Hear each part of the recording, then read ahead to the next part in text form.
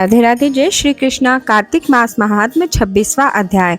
श्री कृष्ण बोले, उज्जैन नगरी में एक धनेश्वर ब्राह्मण रहता था। वह अपने कर्मों को नहीं करता था, पापी और दुष्ट बुद्धि का था। वह रस कंबल चमड़े का व्यापार करता था और झूठ बोलता, चोरी, वैश्यागमन, सुरापान आदि करता और इसी से वह दुखी रहता था। एक बार क्रय विक्रय का कार्य करता हुआ वह धनेश्वर कभी महिष की बसाई महिष्मतीपुरी में पहुंचा, जो पवित्र नर्मदा नदी इसको परकोटा हो रही थी।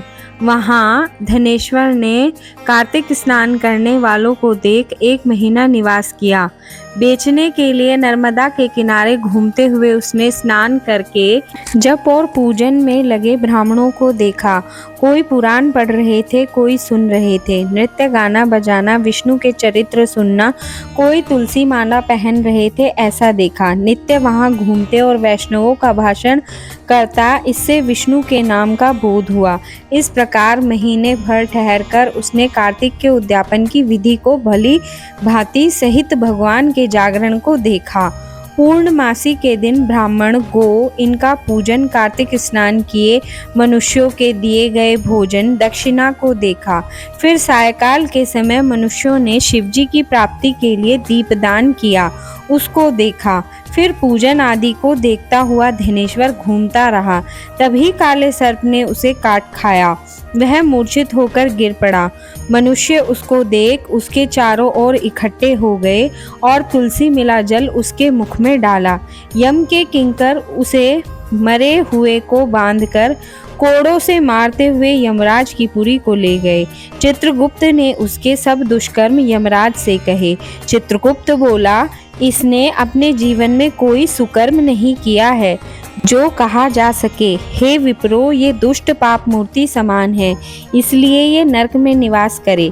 श्री कृष्ण बोले, वह यमराज और अग्नि के समान रूप दिखाता हुआ अपने दूतों से क्रोध से वचन बोला, हे प्रेतपतियों, इसको मुद्गरों से मारते हुए कुंभीपाक नरक में डाल दो, यह पाप स्वरूप है। फिर मुद्गरों के मारने से मस्तक फूट गया। ऐसे धनेश्वर का प्रेतपति ने तेल के ओटने का जिसमें शब्द हो रहा था, ऐसे कुंभीपाक नरक में डाल दिया। उसके डालने से अग्नि शीतल हो गई। तब प्रेतपति ने विषमयुक्त हो वह सब वृतांत यमराज से कहा। यमराज प्रेतपति की बात सुनकर विस्मय से उसको बुलाकर विचार करने लगे। तभी वहां नारद जी पधारे। यमराज ने उनका पूजन किया। उस धनेश्वर को देखकर नारद जी बोले, हे अरुण नंदन, यह नरक भोगने योग्य नहीं है, क्योंकि इसने अंतिम समय में नरकों को दूर करने वाला कर्म किया है।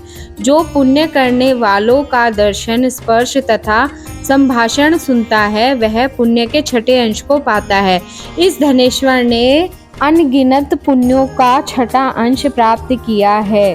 कार्तिक व्रतियों का संसर्ग किया है, इसने उनकी सेवा की है, इससे संपूर्ण व्रत का भागी है, क्योंकि व्रत से मिले पुण्य की संख्या नहीं है। भगवान कार्तिक का व्रत करने वाले मनुष्यों के बड़े पापों को भी अपने तेज से दूर कर देते हैं। अंत समय में तुलसी मिला हुआ जल से, नर्मदा के जल से वैष्णवों ने इसका स्नान कराकर भगवान का नाम सुनाया, इससे इसके पाप दूर हो गए। अतः यह उत्तम गति को प्राप्त होने योग्य है। श्री कृष्ण बोले, यह कहकर जब नारद जी चले गए, तब उसके पुण्य मालूम होने पर यमराज ने दूत के द्वारा उस धनेश्वर को सब नरक दिखाने के लिए फिर बुलाया। इति श्री कार्तिक मास महात्म्य 26वां अध्याय समाप्त।